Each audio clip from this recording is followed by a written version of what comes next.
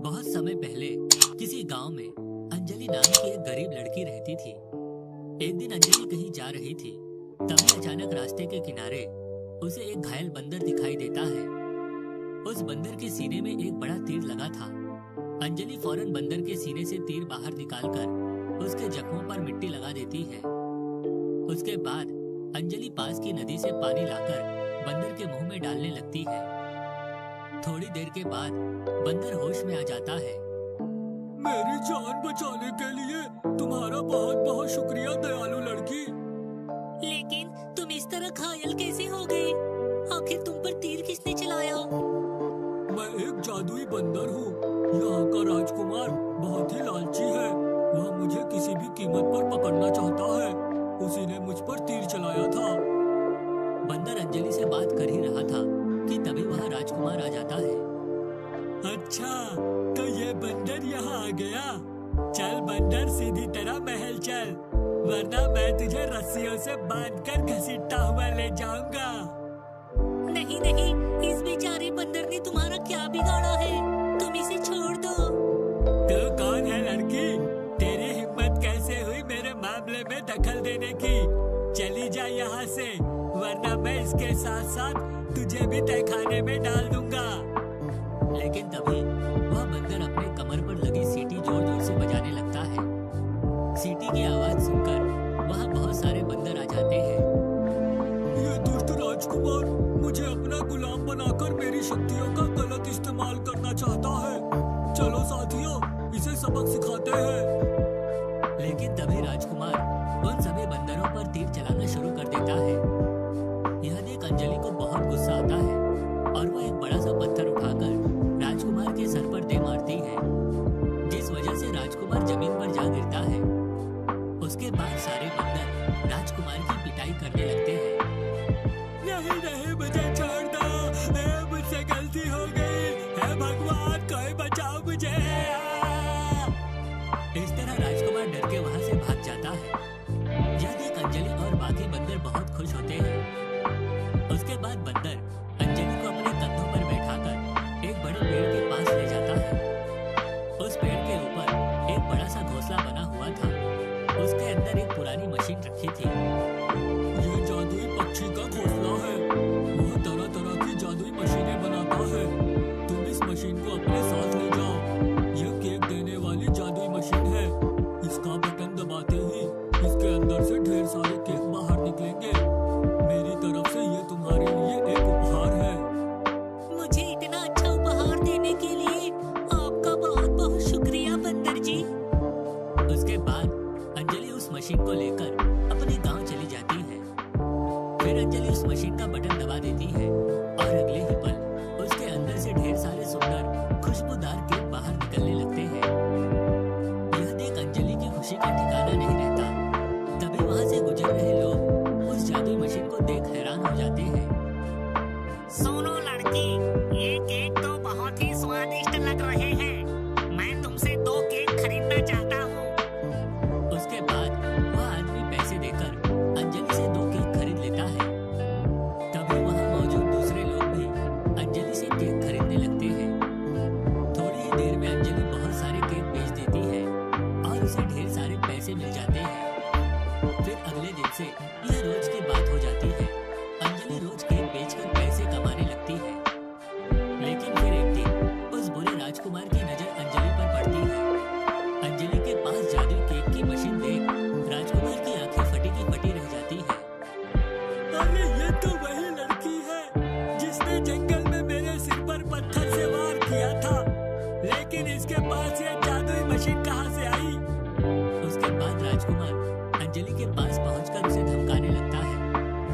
सुन लड़की, अगर तुझे अपनी जान प्यारी है तो ये जादुई मशीन मेरे हवाले कर दे, वरना मैं तुझे जान से मारकर इसे हासिल कर लूंगा। नहीं नहीं, तुम एक लालची और बुरे राजकुमार हो। मैं अपनी जादुई मशीन तुम्हें नहीं दूंगी। तुम यहाँ से चले जाओ। लगता है तू सीधी तरह नहीं मानेगी। ठहर जा, अभी तुझे मजा चखाता हूँ। उसके बाद राजकुमार अपनी तलवार निकालकर अंजलि को मारने के लिए आगे बढ़ता है। लेकिन तभी अचानक उस मशीन के अंदर से ढेर सारे केक बाहर निकलकर सिर पर गिरने लगते हैं। यह देख राजकुमार घबरा जाता है। अरे नहीं, ये क्या हो रहा है? इतने सारे केक एक साथ मेरे ऊपर गिर रहे हैं। हे भगवान, कोई बचाओ मुझे। लगता है ये मशीन बहुत ही खतरनाक है। मुझे अपनी जान बचाकर यहाँ से भाग जाना चाहिए। लेकिन तभी उस मशीन के अंदर से एक बहुत बड़ा विशाल केक बाहर निकल आता है।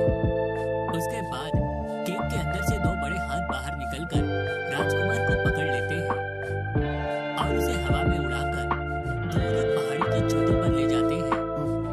राजकुमार अपने आप को छुड़ाने की बहुत कोशिश करता है, लेकिन तभी वह केक राजकुमार को गहरी खाई में फेंक देता है। अरे मर गया रे, कोई बचाओ मुझे। फिर खाई में गिरकर राजकुमार की मौत हो जाती है। इस तरह उस दुष्ट राजकुमार को उसके किए का फल मिल जाता है। उस दिन के बाद से अंजलि के जीवन में कभी कोई परेशानी नहीं आती और वह हंसी खुशी अपनी जिंदगी जीने लगती है। जादुई पायल का कमाल। सीता और गीता दो जुड़वा बहनें थीं। वे अपनी माँ के साथ गांव में रहती थी। उनकी माँ सविता सब्जी बेचकर अपने घर का गुजारा चलाती थी। सविता बहुत मेहनत करती थी, पर सीता और गीता उसके काम में कोई मदद नहीं करती थी। एक दिन सविता सब्जी लेकर घर से निकली, तभी रास्ते में एक गाड़ी से टकरा जाने के कारण उसे गहरी चोट आई। उसे घायल अवस्था में लोगों ने उठाकर पास के सरकारी अस्पताल में भर्ती करा दिया।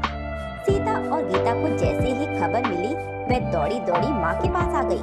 माँ को इतनी बुरी तरह घायल देखकर दोनों बहनें रोने लगी। सीता का तो रो रो कर बुरा हाल हो गया। वे सोचने लगी कि माँ अकेले इतना काम करती रही तो हमने उनकी कोई मदद नहीं की। सुनो मेरी प्यारी बच्चियों, तुम रो मत। अब मुझे नहीं लगता मैं जिंदा रहूंगी। अब तुम लोगों को अपना और घर का ध्यान रखना होगा। मैं तुम लोगों को एक बात बताना चाहती हूँ। घर के पूजा घर में दो जादुई पायल रखी हैं। दोनों एक एक पायल ले लेना। वे जादुई पायल है। तुम्हें जब भी कोई अच्छा लड़का मिले, तुम उससे कहना कि वह तुम्हें ये पायल पहना दे। जो भी तुम्हें ये पायल पहना देगा, उसके बाद वह तुम्हारी हर बात मानेगा। यही इस पायल का जादू है। पर याद रखना, कभी भी इसकी शक्ति का गलत इस्तेमाल मत करना। ये कहते कहते सविता दुनिया छोड़ देती है। सीता और गीता बहुत रोती हैं और भारी मन से घर वापस आ जाती हैं। कुछ दिनों बाद सीता गीता से कहती है, गीता, अब हमें अपने वर की खोज में निकलना चाहिए। पर हम दोनों एक साथ नहीं जाएंगी। मैं तो कितनी सुंदर हूँ, मुझे तो कोई राजकुमार सा लड़का मिलेगा, पर तुम्हें तो कोई साधारण लड़का भी पसंद कर लेगा। कोई बड़ी बात नहीं है, इसीलिए हम दोनों अलग अलग दिशा में जाएंगी। ये कहते दोनों अलग अलग दिशा में निकल पड़ती हैं। कुछ ही दूर जाने पर सीता को बहुत प्यास लगती है और वह एक पेड़ के नीचे बैठ जाती है। तभी वहाँ राजू नाम का लड़का आता है और सीता से पूछता है कि क्या हुआ। बहुत तेज प्यास लगी है, क्या पानी मिलेगा? राजू सीता के लिए पानी लेकर आता है और उसे देता है। जब तक सीता की तबीयत ठीक नहीं हो जाती, राजू वहीं खड़ा रहता है।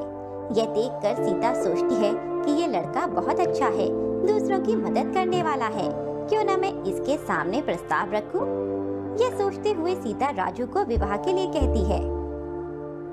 देखो, मुझे तुम पसंद हो, पर यदि मेरे बारे में तुम कुछ जानना चाहती हो तो जान सकती हो। इस तरह दोनों बातें कर लेते हैं। वह विवाह के लिए राजी हो जाता है। सीता राजू को वे पायल देते हुए कहती है कि यह पायल तुम मुझे पहना दो। राजू तुरंत ही वह पायल सीता को पहना देता है और दोनों विवाह कर लेते हैं। उधर गीता चलते चलते काफी दूर पहुंच जाती है, पर उसे कोई लड़का पसंद नहीं आता। थक हार कर वह एक जगह पर बैठ जाती है और सोचने लगती है कि मैं तो किसी अमीर लड़के से ही शादी करूंगी। तभी सामने उसे एक लड़का नजर आता है। उसे देखते ही वह पहचान लेती है कि वह गांव के ठेकेदार का बेटा सूरज है और बहुत ही पैसे वाला है। मैं इससे ही विवाह करूंगी। यह सोचते सोचते वे सूरज के सामने जानबूझकर चक्कर खाकर गिर जाती है। सूरज उसे उठाता है और पानी पिलाता है। गीता के रंग रूप को देखकर सूरज मोहित हो जाता है और गीता के एक बार कहने पर ही उसे पायल पहना देता है। गीता बहुत खुश होती है और वह सोचती है कि अब तो सूरज उसकी उसके वश में है वह उसे अपने घर ले जाती है। गीता सूरज से कहती है, जाओ अपने घर से खूब सारे पैसे और सुंदर गहने लेकर आओ। यह सुनते ही सूरज अपने घर की ओर निकल पड़ता है और ढेर सारे पैसे और गहने लेकर उसके पास आ जाता है। इस तरह गीता सूरज से कई बार पैसे और गहने मंगवाती है। गीता सूरज से भी काम करवाती है और जो भी उसे कुछ चाहिए होता है सूरज से ही मंगाती है। एक दिन सीता गीता से मिलने के लिए आती है। सीता राजू के साथ बहुत अच्छी जिंदगी बिता रही होती है। अपनी बहन गीता का हाल जानने के लिए वह उसके घर आती है, पर वहाँ आकर जब वह सूरज का ऐसा हाल देखती है तो वह गीता को समझाती है, गीता तुम ये गलत कर रही हो। इस तरह से सूरज को अपनी हर बात के लिए पायल का इस्तेमाल मत करो। माँ ने इसका गलत इस्तेमाल करने से मना किया था ना। तुम ऐसा मत करो, अपने लालच के लिए यह सब करना गलत है। चुप रहो, उपदेश देने की कोई जरूरत नहीं है। मैं अपनी जिंदगी में खुश हूँ, तुम अपनी जिंदगी जियो। मेरी जिंदगी में दखल अंदाजी करने की कोई जरूरत नहीं है। गीता का ऐसा बर्ताव देखकर सीता का दिल बहुत दुखी होता है और वह चुपचाप से वहाँ से चली जाती है। उधर सूरज के घर में उसके माता पिता बहुत परेशान होते हैं कि आए दिन हमारे घर से इतने पैसे और गहने कहाँ गायब हो रहे हैं। आखिरकार उन्हें पता लग ही जाता है कि उनका बेटा ही चोरी कर रहा है। सूरज के पिता सूरज का पीछा करते हुए गीता के घर तक पहुंच जाते हैं। वहां सूरज को पैसे और गहने गीता को देते हुए देखकर उनकी आंखें खुली की खुली रह जाती हैं। गीता को सबक सिखाने के लिए वे पुलिस को लेकर गीता के घर पहुंच जाते हैं और उसके घर की तलाशी करवाते हैं। वहां पर ढेर सा रुपया और गहने मिलते हैं। इन सबूतों के आधार पर गीता और सूरज दोनों को जेल हो जाती है। सूरज के पिता अपने बेटे को तो जेल से छुड़ा लेते हैं, पर गीता जेल में ही पड़ी रहती है। गीता रोते रोते सोचती है कि काश उसने अपनी माँ की बात या सीता की बात मान ली होती तो आज उसे ये दिन न देखना पड़ता। वे रोते रोते जेल में 2 दिन पड़ी रहती है। सीता को जैसे ही इस बात की खबर मिलती है वे राजू के साथ गीता से मिलने आती है और उसकी ये हालत देखकर बहुत दुखी होती है। मुझे माफ कर दो सीता, मैंने तुम्हारी बात नहीं मानी, इसीलिए आज मुझे ये सजा मिल रही है। मुझे बचा ले मेरी बहन। तुम परेशान मत हो, मैं तुम्हें जल्दी यहाँ से रिहा करा लूंगी। सीता और राजू अपना घर गिरवी रखकर जो पैसे मिलते हैं उससे गीता को जेल से निकलवा लेते हैं। ये सब देखकर गीता बहुत शर्मिंदा होती है और सीता से माफी मांगती है। गीता अब चुप हो जाओ और बताओ कि तुमने इससे क्या सबक सीखा। इस पर गीता कहती है, सीता मुझे समझ आ गया है कि हमें किसी भी शक्ति का दुरुपयोग नहीं करना चाहिए। मैंने इस जादुई पायल की शक्ति का गलत इस्तेमाल किया, इसी कारण मुझे ये सजा मिली है। मैं आइंदा कभी भी इसका गलत इस्तेमाल नहीं करूंगी। लालच में आकर कोई भी गलत कदम नहीं उठाऊंगी। ये कहते हुए सीता और गीता गले मिलती हैं और सभी खुशी खुशी घर वापस चले जाते हैं।